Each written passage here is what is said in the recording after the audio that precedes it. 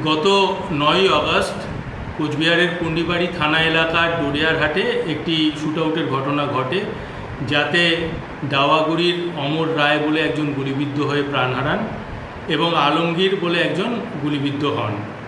তিনি এখন সুস্থ আছেন।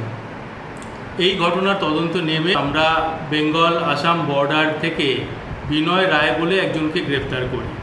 তার কাছ থেকে আমরা একটি আগ্নেয়াস্ত্র উদ্ধার করি এবং তাকে আমরা 8 দিন পুলিশ হেফাজতে নিই।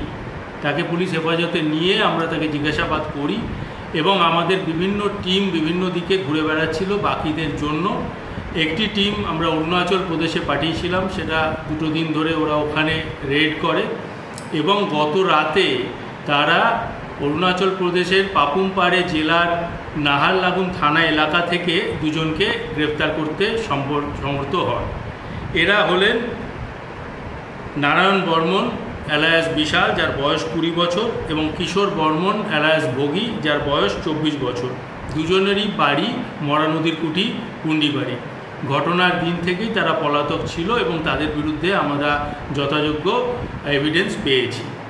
বাকিদের খোঁজে আমরা তল্লাশি চালাচ্ছি এবং খুব শীঘ্রই আমরা এই কেসের সুরাহা করতে পারব।